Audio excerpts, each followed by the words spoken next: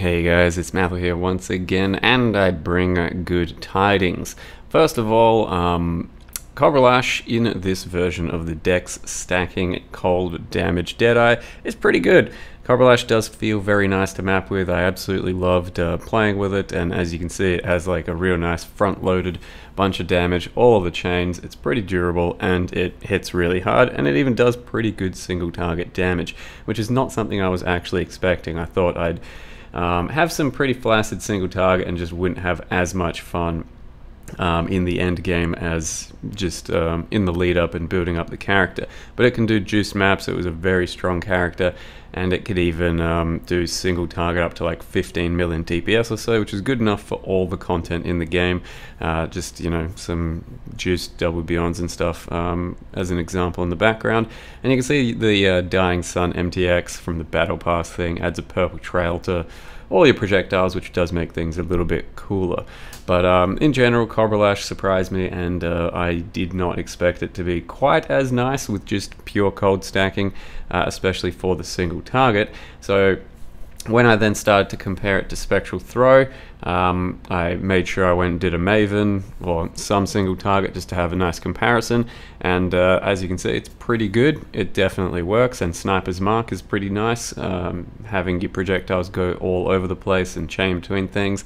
But then I tried out Spectral Throw without any changes, and I'm pretty sure it was way better. And on top of that, we don't have to build into the Spectral Throw anywhere near as much because it doesn't need additional chaining, and that allowed me to rework my passive tree and my character a bit to go pure Spectral Throw, and holy shit, it's actually really strong right now. So the character pivoted basically one-to-one with almost no changes into Spectral Throw. I was just allowed to not focus on chains, so I got rid of my clusters and got rid of the ascendancy for chain and got 2 additional proj, and that meant that I didn't have to use GMP, and then I just went full like bit of extra survivability with Feast of Flesh, and just kind of filled out the rest of my damage as best as I could. And then my 6-link is pure damage 6-link. It doesn't need any utility whatsoever. I don't have a slower proj, a faster proj, I don't have a GMP, and this shit hits really hard. I started doing pretty juiced maps. I started doing, you know, double beyond sextanted, deliriumed, a few things here or there, and it shreds. Like Spectral Throw right now just feels super good with the right setup, and having Sniper's Mark becomes pretty damn good for single target as well.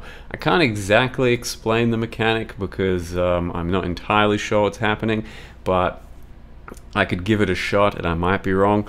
But traditionally with Spectral Throw right now, one of its actual main problems is that you have to fix a lot of things. You got to get additional projectiles to feel good, and then for single target you need slower proj so that you are overlapping your projectiles at the apex of the throw.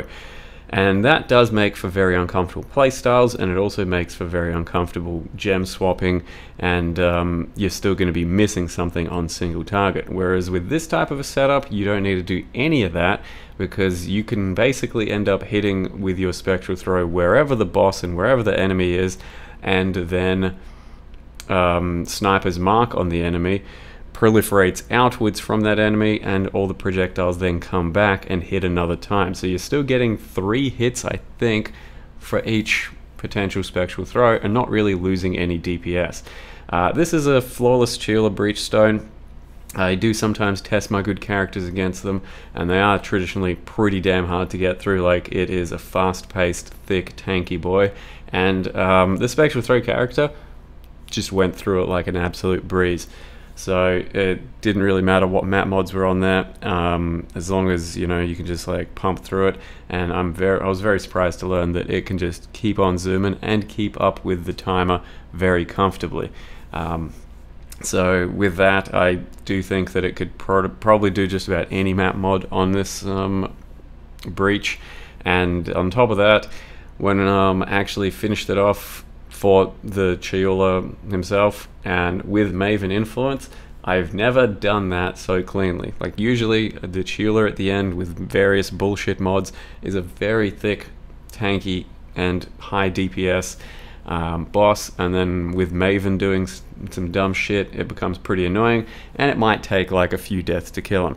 With this setup, somehow just managed to dart around the map well enough to actually take him down without dying, and that's when I absolutely knew this character was build of the league material, because nothing else has really come close. The flask thrower, which is what I was calling as build of the league material, still was going to be dying to some dumb shit around here, and the clear speed isn't anywhere near as good on that character as on this one, and ultimately that was an omniscience build, and this is just a try-hard deck stacker meme hipster build.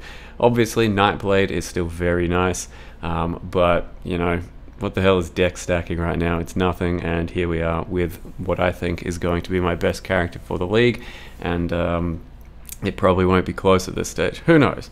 Maybe we'll still do something else rather crazy. But you can see the playstyle is pretty damn good for single target now with this setup, because you don't have to be point blank range with slower proj, and you don't have to pinpoint accuracy target an enemy with one projectile. Deadeye gives us 2 extra projectiles, so at all times I have 3 projectiles firing out, and then it doesn't matter if we're hitting with slow proj or faster proj, as long as the projectile hits.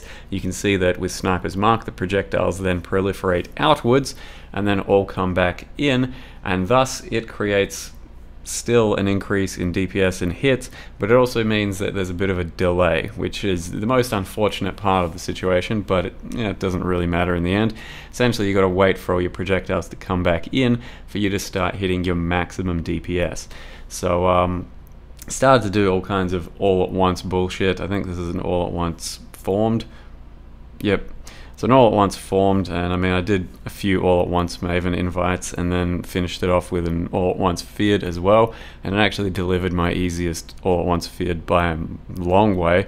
And there's no real way of knowing what DPS I have. Like, the POB is going to be impossible to predict what's happening. It'll tell you 1 projectile's worth of DPS, but I'd say something like 20 to 40 million.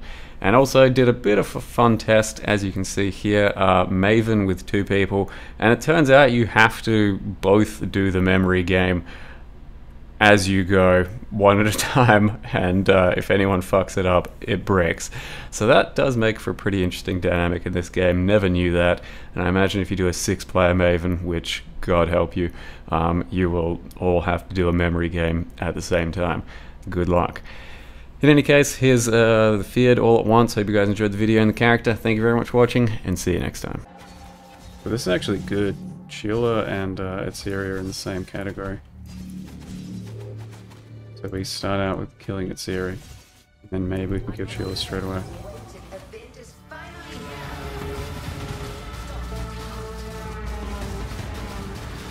Holy shit, I froze him.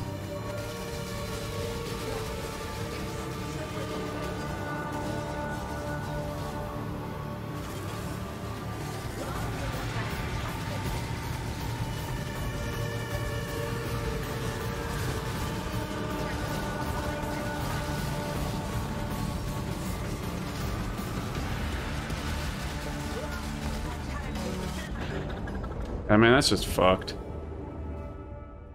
That would have been fine if Shape had died, I think. But in the end, it was just a little too off. Like, he was dead right there. I got such a bad lineup of Elder at the end, where he did an attack, another attack, and the area, and I couldn't dodge. I think that was easily deathless material right there. Easily deathless material.